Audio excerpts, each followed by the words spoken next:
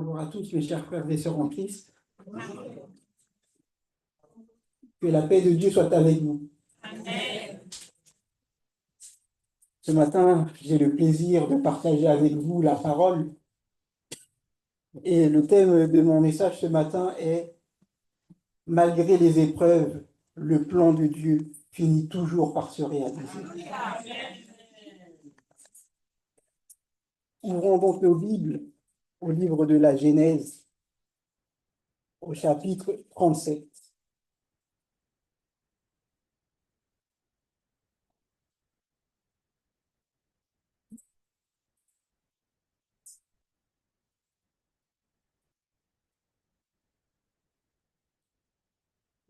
Genèse chapitre 37, je lis à partir du verset 1. Jacob demeura dans le pays de Canaan où avait séjourné son père. Voici la postérité de Jacob. Joseph, âgé de 17 ans, faisait paître le troupeau avec ses frères. Cet enfant était auprès des fils de Bila et des fils de Zilpa, femme de son père. Et Joseph rapportait à leur père leurs mauvais propos. Israël, donc Israël c'est l'autre nom de Jacob, hein. Israël aimait Joseph plus que tous ses autres fils, parce qu'il l'avait eu dans sa vieillesse. Genèse chapitre 37, hein, pour ceux qui cherchent encore. Il lui fit une tunique de plusieurs couleurs. Ses frères virent que leur père l'aimait plus que tous, et ils le prirent en haine. Ils ne pouvaient lui parler avec amitié. Joseph eut un songe, et il raconta à ses frères qui le haïrent encore davantage. Il leur dit, « Écoutez donc ce songe que j'ai eu. Nous étions à lier des gerbes au milieu des champs, et voici, ma gerbe se leva et se tint debout, et vos gerbes l'entourèrent et se prosternèrent devant elle. » Ses frères lui dirent, « Est-ce que tu régneras sur nous? Est-ce que tu nous gouverneras? » Et ils le haïrent encore davantage à cause de ses songes et à cause de ses paroles. Il eut encore un autre songe, et il raconta à ses frères. Il dit, « J'ai encore eu un songe, et voici le soleil, la lune et 11 étoiles se prosternaient devant moi. » Il raconta à son père et à ses frères. Son père le réprimanda et lui dit, « Que signifie ce songe que tu as eu? Faut-il que nous venions, ma mère, ta mère et tes frères, nous prosterner en terre devant toi? » Les frères eurent de l'envie contre lui, mais son père garda le souvenir de toutes ces choses. Les frères de Joseph étant allés à Sichem pour faire paître le troupeau de leur père, Israël dit à Joseph, « Tes frères ne font-ils pas paître le troupeau à Sichem? Viens, je veux t'envoyer vers eux. » Il répondit, « Me voici. » Israël lui dit, « Va, je t'en prie, et vois si tes frères sont en bonne santé et si le troupeau est en bon état, et tu m'en rapporteras des nouvelles. » Il l'envoya ainsi à la vallée d'Hébron, et Joseph alla à Sichem. Un homme le rencontra, comme il errait dans les champs. Il le questionna en disant, « Que cherches-tu? » Joseph répondit, « Je cherche mes frères. Dis-moi, je te prie, où ils font paître leur troupeau. » Et l'homme dit, « Ils sont partis d'ici car je les ai entendus dire, allons à Dothan. » Joseph alla après ses frères et il les trouva à Dothan. J'arrête là ma lecture pour le moment. Seigneur, je te remercie pour ta parole, je te remercie parce que tu es présent dans nos vies. Seigneur, veuille ouvrir nos cœurs à ta parole, Seigneur. Amen. De tous ses fils, Jacob a une préférence pour Joseph. Et ce favoritisme contribue grandement à la jalousie des autres fils. À cela s'ajoutent les rêves que Joseph fait. Certains personnages dans la Bible ont la capacité, un don vraiment exceptionnel, de pouvoir interpréter des rêves que personne d'autre n'est capable d'interpréter, comme par exemple Joseph, Daniel, et j'en passe. Concernant Jacob et ses autres fils, on ne nous dit pas qu'ils ont ce don particulier d'interpréter les rêves, mais ce rêve-là, en tout cas les rêves de Joseph, ils les comprennent tout de suite. À travers ces rêves, ils comprennent tout de suite que voilà, ils se prosterneront devant Joseph, premièrement, et en plus, même Joseph dominera sur eux. Franchement, quand même, imaginez la nouvelle. Nous, on ne s'imagine pas, mais t'imagines si toi, ton fils, il vient te voir en te disant, ah, j'ai fait un rêve, maman ou papa, tu te prosternais devant moi. Ah bon? C'est pas courant, en fait, de recevoir une nouvelle comme ça. Je ne justifie pas leur jalousie, hein, mais quand même, pour vous donner le contexte.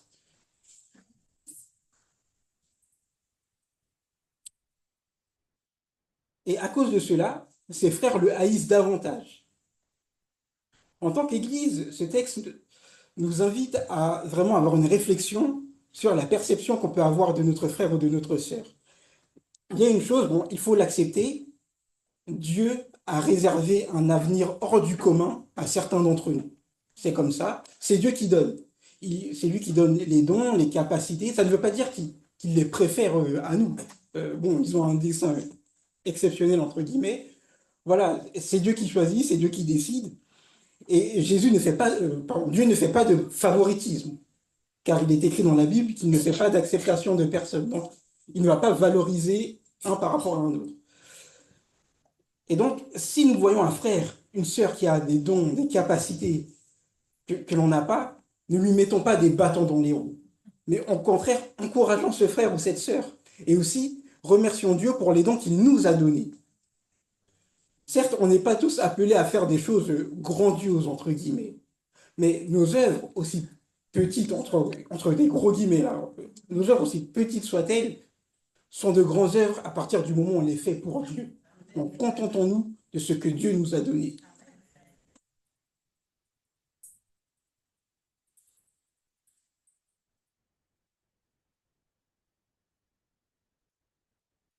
Je poursuis la lecture.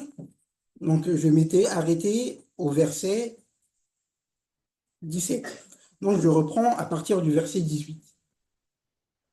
Il au pluriel, là, ce sont les frères, ils le virent de loin et, avant qu'il fût près d'eux, ils complotèrent de le faire mourir. Ils se dirent l'un à l'autre, voici le faiseur de songes qui arrive. Venez maintenant, tuons-le et jetons-le dans une des citernes. Nous dirons qu'une bête féroce l'a dévoré et nous verrons ce que deviendront ces songes. Ruben entendit cela et il le délivra de leurs mains. Il dit, ne lui ôtons pas la vie. Ruben leur dit, ne répandez point de sang, jetez-le dans cette citerne qui est au désert et ne mettez pas la main sur lui. Il avait dessein de le délivrer de leurs mains pour le faire retourner vers son père. Lorsque Joseph fut arrivé auprès de ses frères, ils le dépouillèrent de sa tunique, de la tunique de... Ils le prirent et le jetèrent dans la citerne. Cette citerne était vide, il n'y avait point d'eau. Ils s'assirent ensuite pour manger. Ayant levé les yeux, ils virent une caravane d'Ismaélites venant de Galad. Leurs chameaux étaient chargés d'aromates, de baume et de myrrhe qu'ils transportaient en Égypte. Alors Judas dit à ses frères, que gagnerons-nous à tuer notre frère et à cacher son sang? Venez, vendons-le aux Ismaélites, et ne mettons pas la main sur lui, car il est notre frère, notre chair. Et ses frères l'écoutèrent.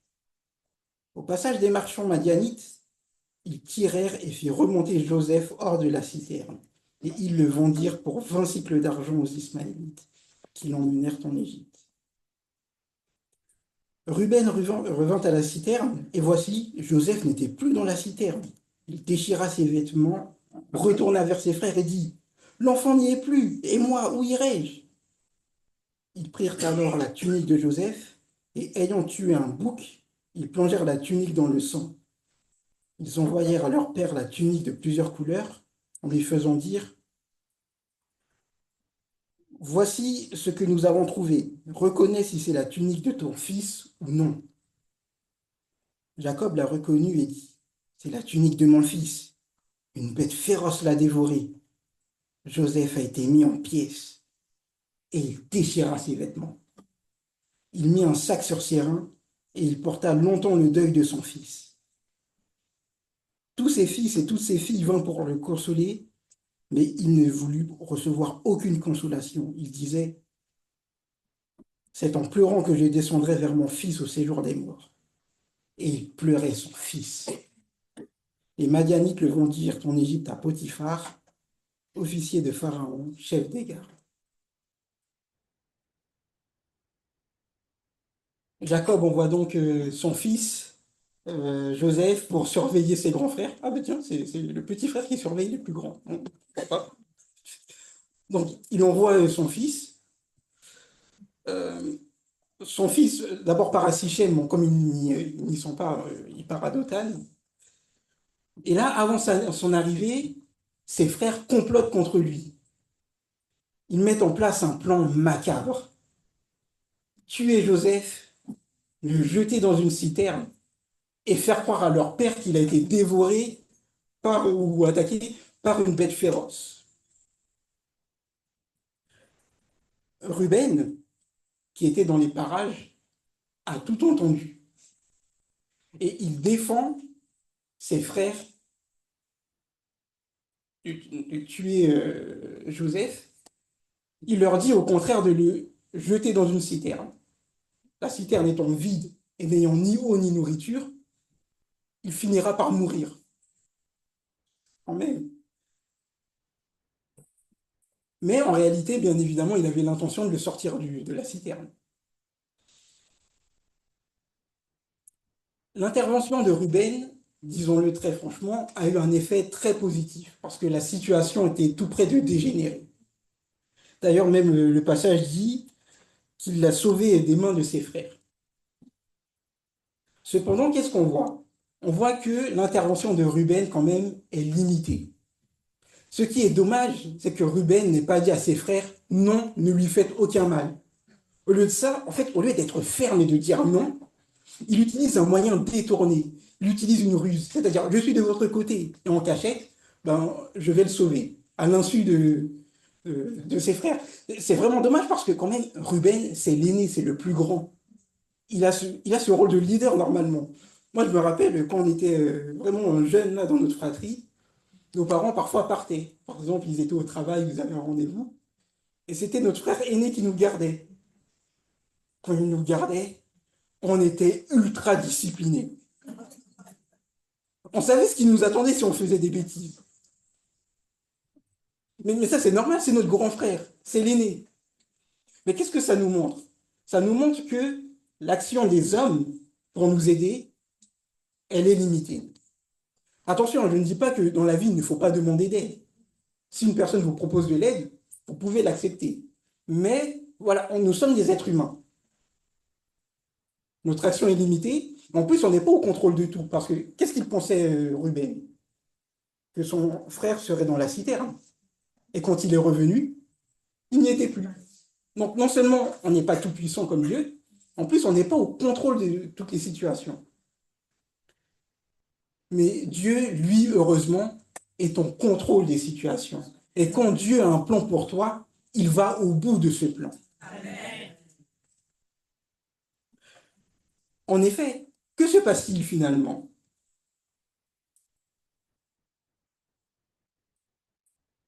Dieu avait promis, à travers les rêves de Joseph, qu'il lui arrivera de grandes choses. Et fort heureusement, pile au bon moment, il y a une caravane de Madianites ou d'Ismaélites, hein, ce sont les mêmes personnes, hein, il y a deux mots différents, mais ce sont les mêmes personnes. Il y a une caravane d'Ismaélites qui arrive, et là, Ruben se dit, ben, pourquoi on le tuerait? Autant le vendre.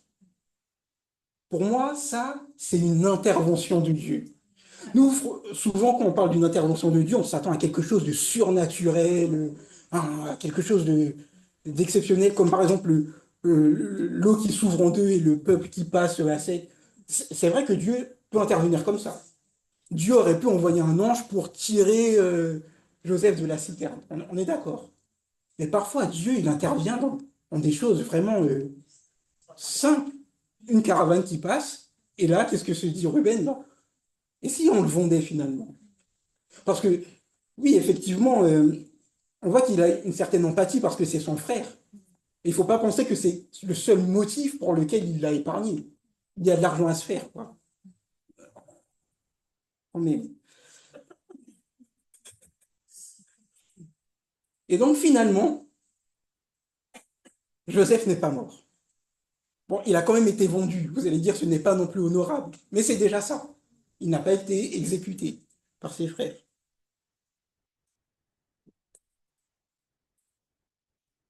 Aussi, vous pouvez dire, oui, mais quand même, Joseph, c'est leur frère. Il n'allait quand même pas tuer leur frère. Et vous savez, dans la Bible, il y a un passage où un homme tue son frère par jalousie. Caïn a tué Abel. Et eux aussi, ils auraient pu le faire. Dieu avait appelé Abel à ce moment-là. Voilà, il avait décidé de rappeler Abel le juste vers lui. Mais pour Joseph, Dieu avait un plan. Et ce plan, il devait le mettre en exécution. Et donc, il l'a épargné. Et on verra que par la suite, d'ailleurs, ça se passera bien. Mais je reviendrai là-dessus plus tard.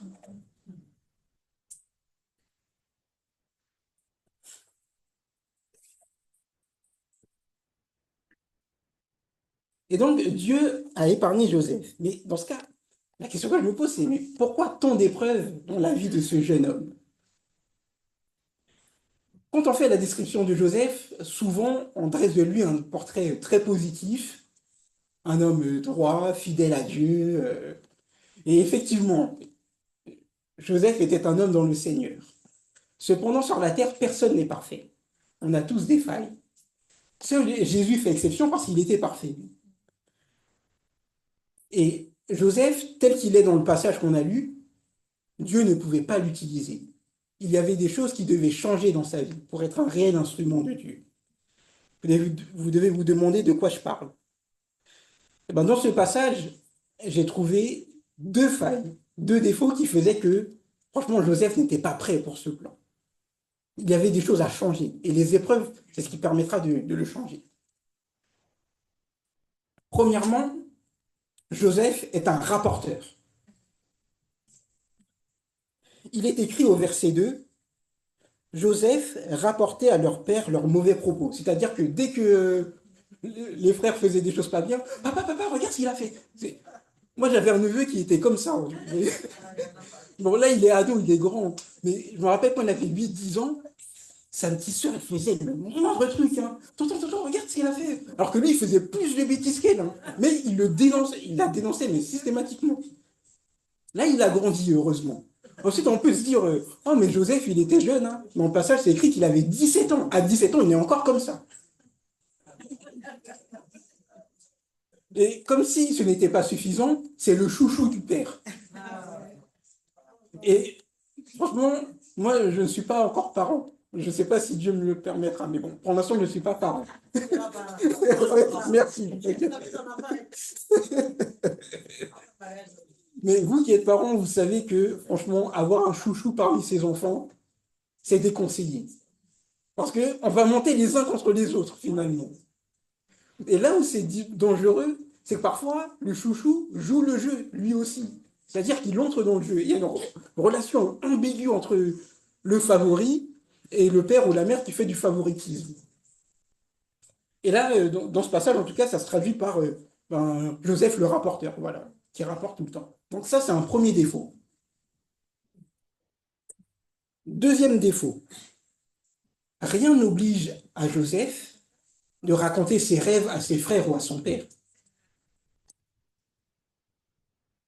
Dans certains cas, c'est faire preuve de sagesse de ne pas dire quand Dieu a un plan pour nous, quand on a de grandes réussites, etc. Je ne dis pas qu'il ne faut jamais en parler, mais je dis plutôt qu'il faut choisir les moments et aussi les personnes à qui en parler. Parce que, vous savez, quand Dieu a des plans pour vous, eh bien, il y a des gens qui ne veulent pas que ces plans se réalisent. Quand Dieu a des plans pour vous et que vous le dites aux gens, il y a des gens qui vont vous rire au nez, ils vont vous prendre pour un fou ou pour une folle. Quand Dieu a un plan pour vous et que vous en parlez, il y a des gens qu'ils ne vont pas comprendre votre intention en fait de leur en parler. Ils vont se dire que c'est de la vantardise, à tort ou à raison. Il y en a qui vraiment, Dieu les bénit, ils sont en vente. Et d'autres, ils en parlent, mais sans vantardise. Moi, je ne connais pas vraiment les intentions de Joseph en racontant ses rêves. Quoi qu'il en soit, son père et ses frères le prennent comme une provocation. Ah ben, tu vas revenir sur nous. Voilà. Bon, ouais, voilà, ils se sentent voilà, humiliés. Déjà que Joseph, qui quand même était le préféré de son père, même son père avait du mal à accepter la nouvelle. Imaginez ses frères qui le détestent. Non, il y a une façon de faire. Et l'exemple dont nous pouvons nous inspirer, comme très souvent, bah, c'est Jésus. Jésus, c'était le Christ, l'envoyé du Seigneur, l'envoyé de Dieu pour nous sauver. Pourtant, il y a des passages où, enfin, il ne disait pas systématiquement qu'il était le Christ, hein. Là, j'ai un exemple, on lui demande de faire un miracle. On lui dit, ben, vas-y, fais un miracle. En gros, prouve-nous que tu es le Fils de Dieu en faisant un miracle. Ben, il y a des moments où il a dit non. Il sait que de toute façon, ça ne va pas changer leur cœur. Donc, à quoi bon? Quand il est sur la croix, les gens le mettent au défi, lui disent, ben, descends de ta croix et on croira en toi. Est-ce qu'il descend? Non, parce que ce n'est pas le plan de Dieu, justement. Il y a des moments où Jésus révèle qu'il est le Christ, mais qu'est-ce qu'on remarque? Ce sont des gens qui parfois sont vraiment humbles. Par exemple, une femme samaritaine qui a mauvaise réputation, ou un aveugle de naissance à qui il a redonné la vue. Et là, il dit clairement, je suis le Christ. Et ces gens ont cru tout de suite. À l'inverse, les chefs religieux, qui sont censés le savoir, quand Jésus ne leur dit pas explicitement, je suis le Christ, mais ils le font comprendre, il le fait entendre par ses raisonnements, qu'est-ce qu'ils font?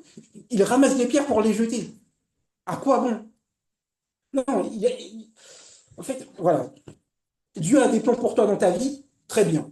Est-ce que tu veux en parler? Très bonne chose, oui, il faut en parler, rien ne te l'interdit. Mais parle-en à des gens qui t'encourageront plutôt qu'à des gens qui te haïront pour ça.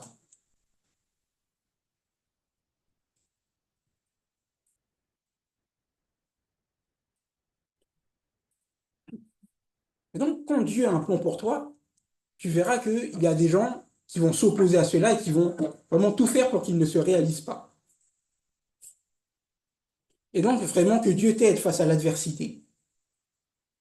Mais très souvent, l'obstacle au plan de Dieu, c'est nous-mêmes.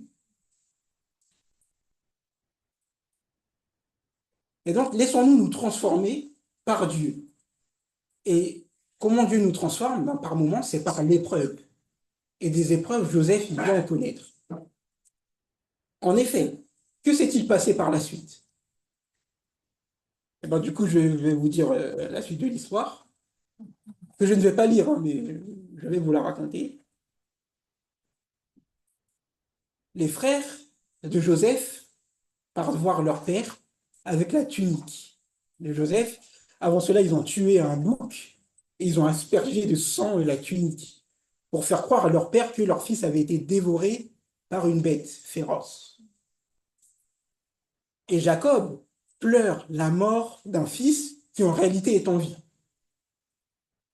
Joseph est ensuite vendu en Égypte à Potiphar, chef des gardes, officier du Pharaon, et Dieu bénit grandement Joseph. En effet, Potiphar confie tous ses biens à Joseph parce qu'il voit en lui un homme fidèle, un homme bon. La femme de Potiphar fait des avances à Joseph et même le harcèle, on peut dire, pour coucher avec lui.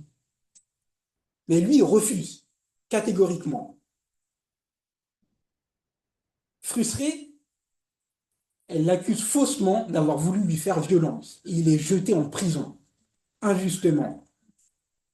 En prison, Joseph a cette fois-ci la bienveillance du gardien, qui voit en lui un homme fidèle, un homme compétent, et lui confie de grandes choses. En prison, deux co-détenus font un rêve, et Joseph l'interprète. Un des co-détenus, une fois sorti de prison, parle de Joseph au pharaon.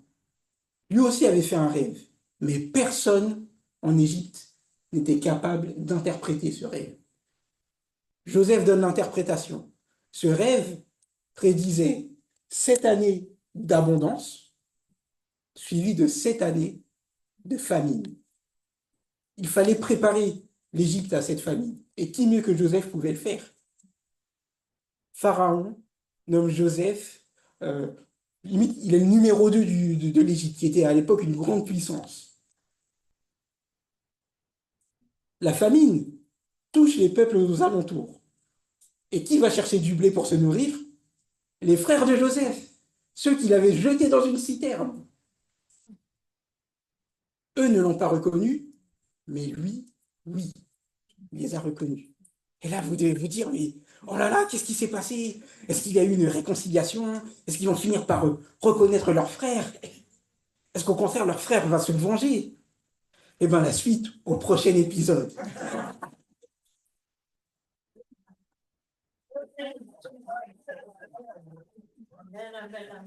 Pourquoi je vous dis ça? C'est parce que la semaine prochaine, notre frère Alain va nous raconter la suite.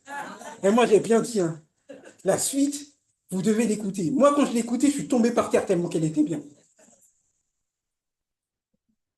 Et si tu connais déjà la suite, viens quand même, parce que Alain, il ne va pas seulement te dire la suite, il va aussi te donner des exhortations qui vont changer ta vie, j'en suis sûr. Bon, si après ça, vous ne venez pas, je ne suis pas responsable, hein. Là, j'ai vendu le truc. Ouais. Ah oui, il faut venir. Donc, qu'est-ce que ça nous montre? Ben, ça nous montre que, voilà, euh, dans son plan, dans son parcours, il y aura des obstacles, il y aura des difficultés, mais ne vous en faites pas. Dieu est là, Dieu est avec toi, Dieu te soutient. Et attention, quand les épreuves viennent, ça ne veut pas dire que tu es maudit. Non, c'est Dieu qui te forme. Dieu a formé Joseph. Joseph, comme il était à 17 ans, c'était pas le même Joseph qui a dirigé l'Égypte, ça n'avait rien à voir. Il a eu un parcours. Et vraiment que Dieu te guide, t'accompagne dans ce parcours, car il a un plan pour toi. Et ce plan, c'est un projet de paix et non de malheur. Même si tu ne vois pas pour l'instant l'accomplissement de ce plan. Mais voilà, Dieu est là, Dieu est puissant, et franchement, que Dieu t'encourage, que Dieu te soutienne, et qu'il fasse de toi un témoignage vivant de ce qu'il est capable de faire dans une vie. Pour terminer, je ferai une ouverture.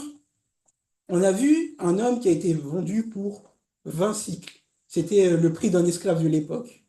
Dans la Bible, on nous parle d'un homme qui a été vendu pour 30 pièces d'argent. Son nom, c'est Jésus. Jésus, lui aussi, innocent, vendu injustement par un de ses disciples en plus. Et là, qu'est-ce qu'on se dit? Voilà. Oui, et là, qu'est-ce qu'on se dit? On se dit, c'est la fin pour Jésus. Il a perdu. Ben non, parce que Dieu a un plan.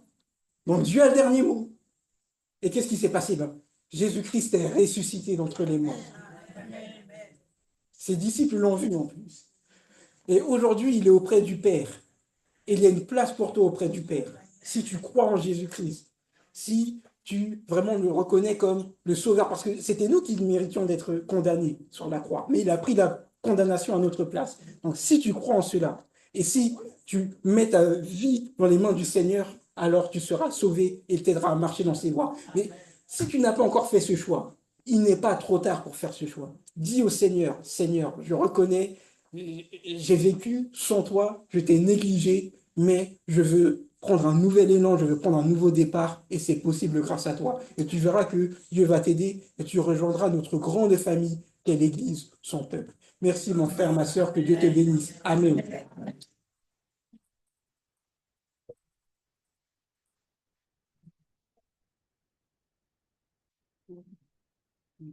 Je vais prier. Seigneur, je te remercie parce que voilà, tu nous as montré vraiment ta fidélité à travers la vie de Joseph. Ce n'était pas facile. Il n'était pas parfait, Seigneur, mais tu n'appelles pas des gens parfaits. Tu appelles des gens avec leurs points forts et leurs faiblesses, et tu les mènes à évoluer, à progresser. Et Seigneur, voilà, tu as un plan pour chacun d'entre nous. Et parfois même, on se demande même à où ce plan va mener, parce qu'il y a des épreuves qui sont difficiles. Mais Seigneur, tu as le dessus sur ces épreuves. Tu l'as prouvé avec Joseph. et tu le prouves avec nos frères et sœurs en Christ. Chaque jour, nous entendons des témoignages de ta fidélité. Et donc, je te remercie pour cette fidélité. Je te remercie pour tes bienfaits. Je te remercie pour ta présence. Je te remercie pour Jésus-Christ qui est mort sur la croix, pour le pardon de nos péchés, parce que voilà, nous étions pécheurs. Tu as trouvé bon de ne pas nous laisser euh, mourir définitivement, mais de nous laisser une chance d'être sauvés et d'être pardonnés. Ainsi, je prie pour que nous puissions saisir cette chance et que ceux qui ne te connaissent pas puissent eux aussi saisir cette chance et reconnaître que Jésus-Christ est Seigneur et Sauveur, que tu es Dieu, que tu es notre Père et que tu veux la paix et le salut pour tous, Seigneur. Amen. Donc nous avons vu à travers ce passage la fidélité de Dieu envers Joseph, envers Jésus, envers nous. Et donc cette fidélité, nous allons la chanter par un cantique qui est Dieu fidèle. Merci. Ok.